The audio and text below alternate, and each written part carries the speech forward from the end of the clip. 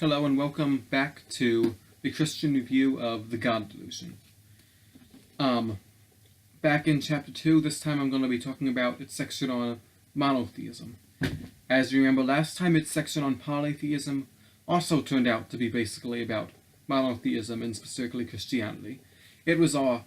Now I'm going to first start criticizing polytheism. But polytheism is no worse than monotheism, but also I will spend some time on polytheism, but Christianity is just as polytheistic as the other religions, and so now that I've talked about polytheism, let me talk about monotheism, and specifically Christianity. You can't get away from criticizing Christianity because, again, it is the true God that he hates. He doesn't just, despite what he likes to say, he doesn't just have a problem with the concept of God in general. He is very specifically upset about the Christian God, the triune God of the Bible. That is the God that he hates. But he can't admit that, because even that is giving reverence to him, and so he has to pretend that he believes the triune God is just another God that he all hates equally. And so, he opens with a quote from Guru Vidal. "The great unmentionable evil at the center of our culture is rape, murder, hatred, monotheism. From a barbaric Bronze Age text known as the Old Testament, 3 anti-human religions have evolved: Judaism, Christianity, and Islam. These are sky god religions. They are literally patriarchal. God is the omnipotent father, hence the loathing of women for 2,000 years in those countries afflicted by the sky god and his earthly male delegates." Okay, so, first he says that Christianity as well as Judaism and Islam are anti-human religion. It's an anti-human religion. Now, where on earth is he getting this? Christianity teaches that man is made in the image of God, that we have value as God's image bearers, and therefore, for example, Genesis 6 says you cannot kill because you are harming the image of God. Humans are distinct from animals and the rest of creation as God's image bearers, made only a little lower than the angels. This is not anti-human. Anti-human would be saying that humans come from the same thing as all other animals, have no more value than other animals. As Dawkins will say later in this book, that humans, cows, were all basically the same. The only reason we see species differences is because the missing links have died off, and so it looks like humans are the special thing, but really we're all just animals with the same value. In fact, while Dawkins doesn't push this far, the logical conclusion of the atheist worldview is that humans are just another form of matter.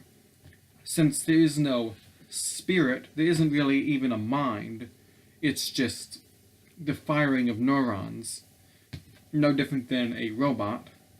Humans don't really have any more value than a rock. As Neil deGrasse Tyson says, we are stardust. Stardust doesn't have value. So this seems like an anti-human worldview, not the worldview that says we are made in the image of God. The reason he thinks it's anti-human is because it says humans aren't God. It says that God is God. Like that God is what the universe revolves around, what everything is based on, and we exist to glorify God. We are not the center of the universe. God is. And Guru Vidal, like all atheists, like all non-unregenerate people. He wants to be God. He wants to be the center of the universe. So something that says, no, there's something greater than you, he considers anti-human. And then he tries to say that Christianity is anti-women because it says that God is Father. And so this leads to the loathing of women for 2,000 years in those countries afflicted by the sky god and his earthly male delegates. Okay, now,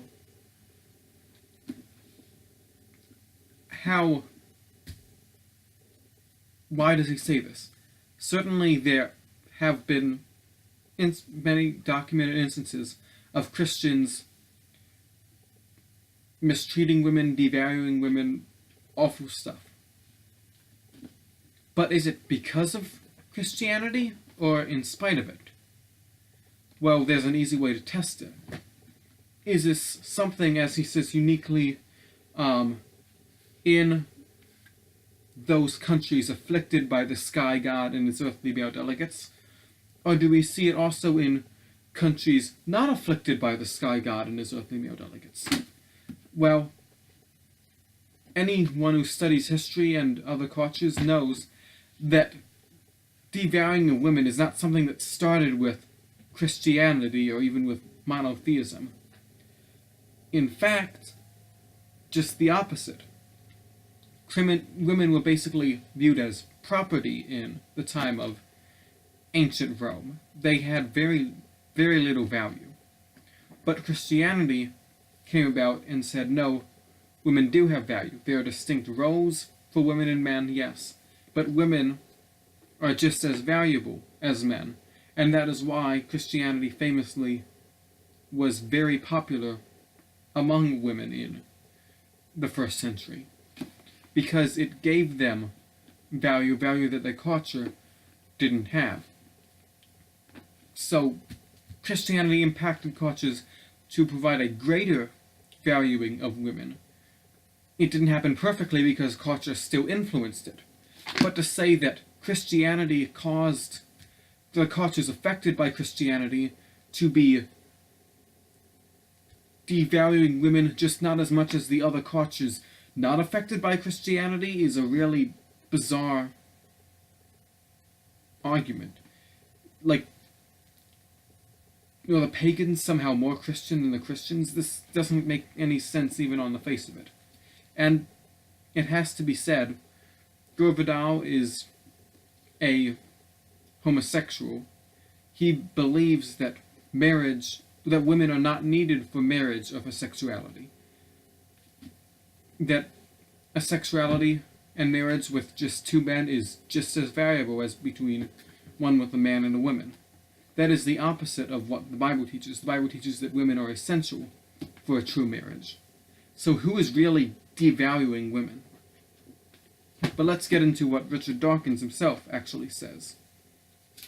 He's talking about Judaism in here, which is basically, in the context he's talking about, just the Old Testament parts of the Bible, which would be part of Christianity. And he says that it features a single, fiercely unpleasant God, morbidly obsessed with sexual restrictions. Okay, now this is something that I'm going to want to spend a lot of time on, because it's something I hear a lot, and it is patently ridiculous. The idea that Christians have a unique obsession with sexuality.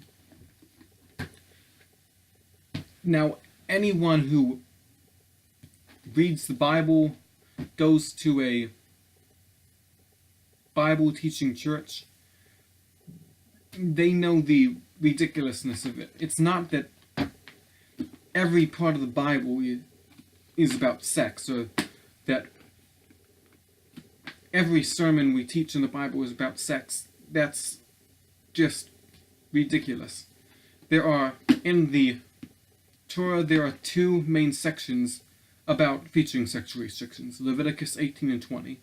It shows up a bit else in the Torah and obviously the rest of the Bible.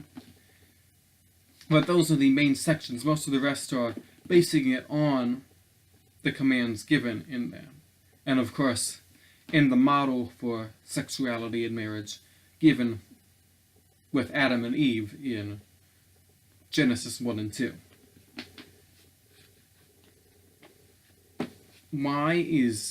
So it's not an obsession. It's something the Bible talks about, but it's different between, you can address something without being obsessed by it, obviously. The reason it looks like the Bible is obsessed with sexual restrictions is because our culture is obsessed with having no sexual restrictions except for, obviously, presumably, consent. Ideally. And so anytime someone goes and says, hey, even though you're consenting to this, it's still wrong, then we suddenly be like, whoa, why are you so obsessed with this? I'm just saying, whoa, this must be an obsession, get a life. Like, look at what happened to, what was his name? Israel Folau.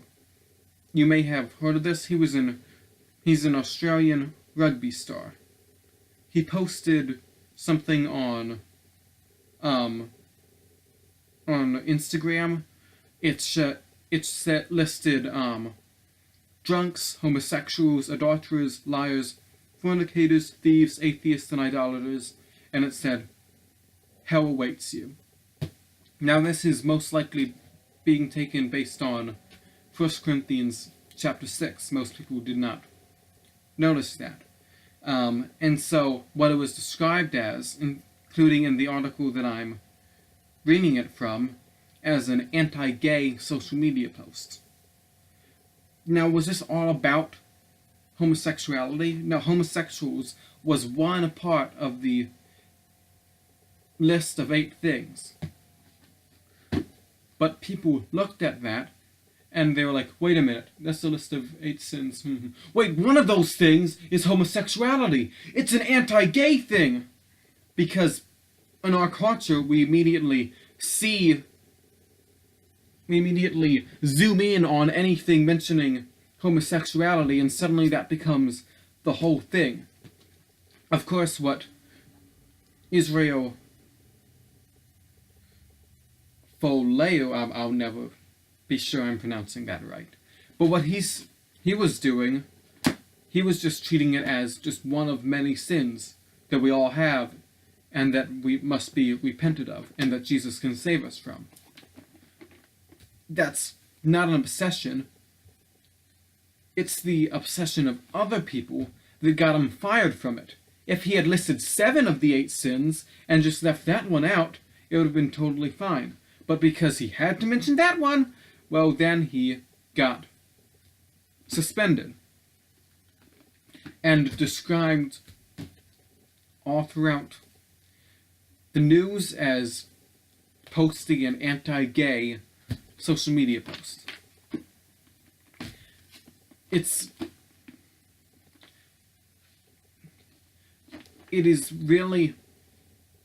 seems like it's projection.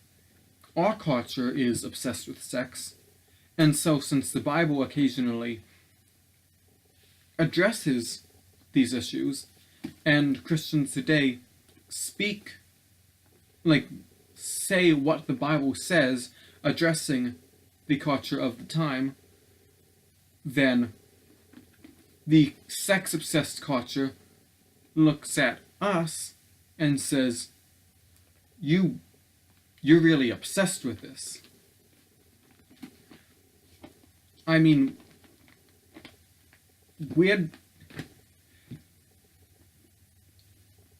I don't know of anyone who starts campaigns to get chaste, wait, abstinent until marriage, like superheroes in the Marvel movies. That's not a campaign I'm aware of. But we all know of campaigns to get gay superheroes in the Marvel movies, gay characters in the television show. It's not enough to just have one gay character in every TV show. We need to have 5 gay characters in all the TV shows. it's quite literally an obsession. In fact, I remember going to a UCC church, the United Church of Christ, which was the first gay-affirming Christian denomination. And I found it so funny that they had in the description of the website when you search it in Google, we are an LGBTQ affirming denomination. Maybe they didn't have the Q. And then when you click on it, we are an LGBT affirming church. And then when you drive to it, you see the rainbow flag on the church sign. And then you get up to the front door, and it's, we are an LGBT affirming church. I was tempted to go ask the pastor, is this an LGBT affirming church? Because they were so obviously so desperate to make clear they don't believe what the Bible says about homosexuality and gender in this church. Of course, it is unlikely to find a conservative church that believes in what the Bible says about sexuality, to have a church like that emphasize it anywhere near as much. Now, yes, there are exceptions. People like Stephen Anderson, the Westboro Baptist Church, these guys focus on sex really to especially homosexuality, really a lopsided degree. Though even then, not as much as has been portrayed. Stephen Anderson probably talks about Calvinists more than he does homosexuals. But regardless, the obsession with sex is not something Christians do. It's certainly not something from the Bible. It is something that non-Christians do and project on Christians. Another example, like I said, I'm going to spend a lot of time on this because it's something that's basically taken for granted, but it's so obviously not true. Look at the whole Pete Buttigieg, Mike Pence thing. Mike Pence has a reputation as someone who hates gay people, is just railing against gay people. And then Pete Buttigieg comes in railing like the great hero of gay rights, and he's like, Mike Pence, if you have a quarrel with me, your quarrel is, if you have a problem with who I love, your quarrel is not with me, it's with my Creator. Now, to my knowledge, since being vice president or even being governor, Mike Pence has never said anything about homosexuality. Because he's a Christian, a conservative Christian, his views are not difficult to guess. But it's not something, he's never given a press conference on it, or I don't even know if he's addressed it in interviews.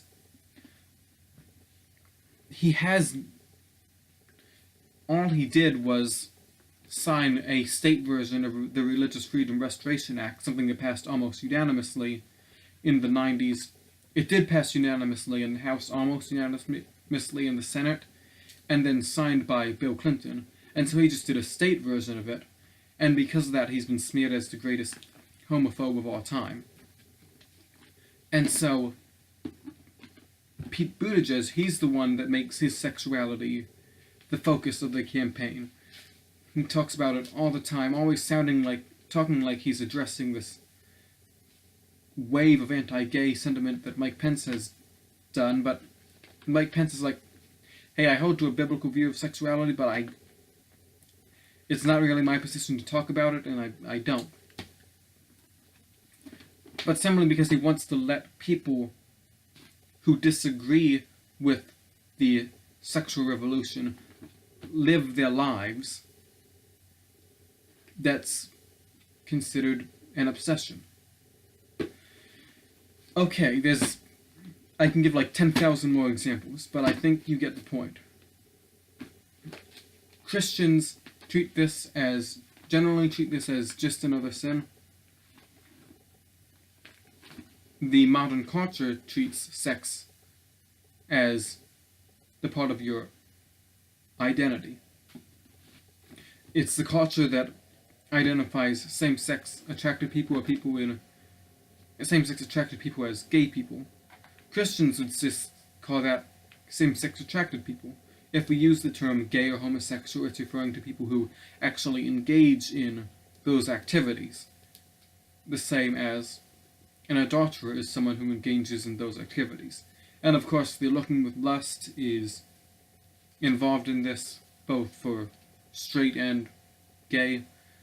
Lust, that's all sinful, obviously. But we don't make a temptation part of the identity. The culture does. Because again, the culture is obsessed with sex and projects that on Christianity because Christianity doesn't jump on the bandwagon. Well, haven't finished the first sentence yet. Next, Dawkins says, God is also obsessed with the smell of charred flesh. Now, this is talking about the sacrificial system. Now, if he's read Hebrews, he knows that the sacrificial system isn't an end in and of itself. It points to Jesus. Let's read Hebrews chapter 10. When I turn to it. Okay.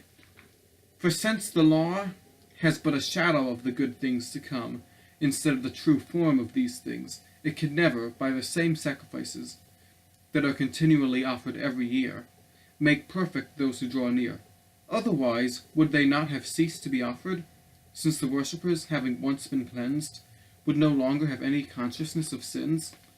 But in these sacrifices there is a reminder of sins every year, for it is impossible for the blood of bulls and goats to take away sins.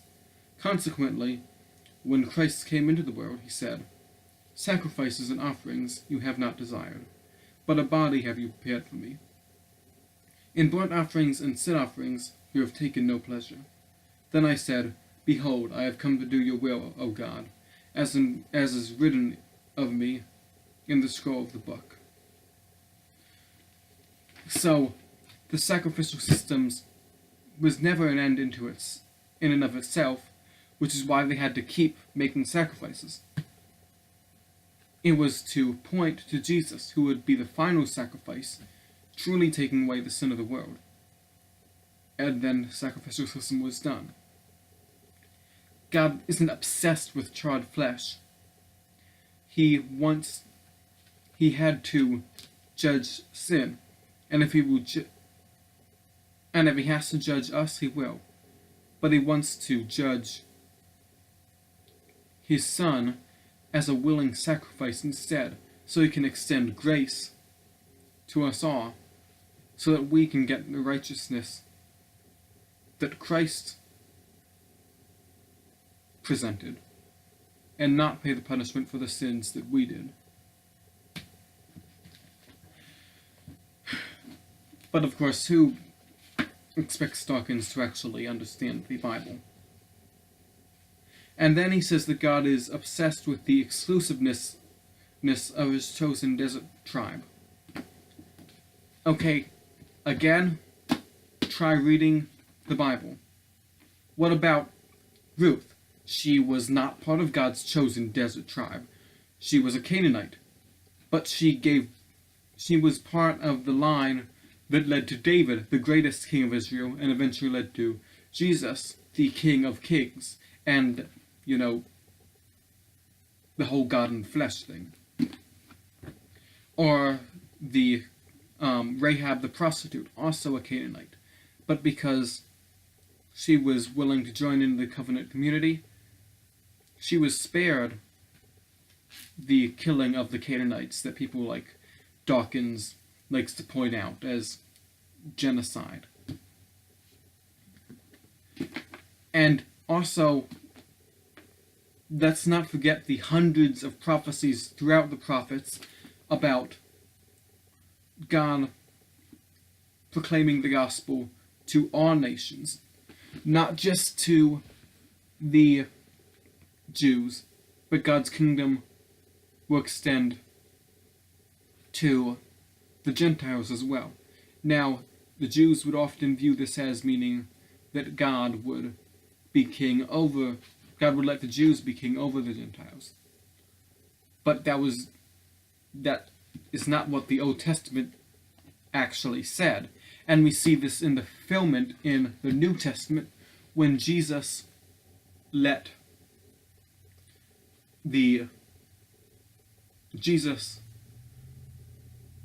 to the Gentiles. He went to the Jews first, but then he went to the Gentiles. He sent his apostles out to the Gentiles. Romans 11 is all about, Romans 9, 10, 11, they're all about the Gentiles being grafted in. Gentiles have an equal place in the church with the Jews. This is not a new thing Paul created, despite what people like Dawkins would like to claim. This is something found in the prophets of the Old Testament, and going all the way back to people like Ruth and Rahab the prostitute, and even earlier. You find in the first book, Genesis, Abraham runs into some God-believing people in other countries that are obviously not the descendants of Abraham. And speaking of Abraham, he was the first Jew. God didn't enter into history with Abraham. Noah was not a Jew, Adam was not a Jew, Abel, Enoch, these are all people God worked with who were not God's chosen desert tribe, as Dawkins likes to call it. God has always been the God of all peoples because God created all people. We all come from one man, Adam. We're all made in the image of God.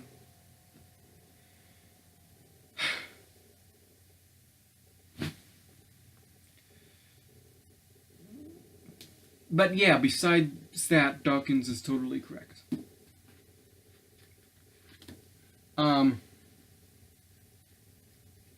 And then he says that Christianity was spread by the sword. Again, no, yes. You can find examples through history of Christianity being spread by the sword, like with all other religions. But that's not how Christianity started. He talks about it being with Constantine. That's the 4th century. Christianity had other times in history before the 4th century. It was spread not by the sword, but by people being threatened by the sword, and they still refused to not only did not deny Jesus, but they continued proclaiming Jesus until they were killed. And the gospel spread that way. It had already gone throughout the Roman Empire before the conversion of Constantine. And it still spreads today throughout the world through people that going against often violent persecution through peaceful means. Christianity is one of the only global religions, and Christianity and Islam are the only global religions. Islam spread almost entirely through violence. There aren't exceptions, of course, but compared with Christianity, Christianity has been spread the vast majority of time through peace. But of course, Dawkins does not want to acknowledge that, because then he has to ask, okay, if it wasn't spread because people were forced to become part of it, then how did it spread? And the only answer is that it is true. Yeah, I haven't even gotten to the second page, but I want to wrap this up, so I'm going to only comment on one more thing that he says, which was he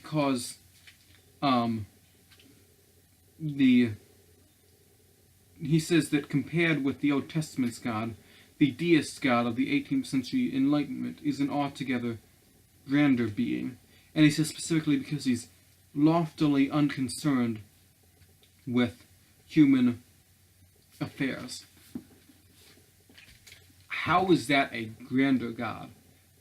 A God that cares nothing if we live or die, if we have hope and happiness or live in death and suffering. A God who cares nothing about the Holocaust or 9/11 or the Crusades that being spread by the sword that Dawkins likes to point at. A God that doesn't care about that. How is that grander than a God who loves each and every one of us, created us in his image to be part of his kingdom? He's only... I guess Dawkins thinks that it's grander because he's more different from us,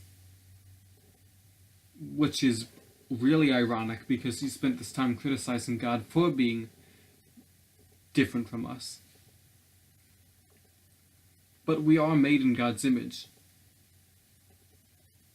That image has been marred, and that's why we judge God not by what we want God to be, but by who he has revealed himself to be. But he has revealed himself to be a God of love, a God that is involved in human affairs. And that, I think, is a wonderful truth. I think that is grander than anything Voltaire or Thomas Paine could have ever come up with. Well, that's it for this time. Up next, we'll be getting into some American history, and that'll be fun. Well, but right now, the God delusion is sounding pretty deluded.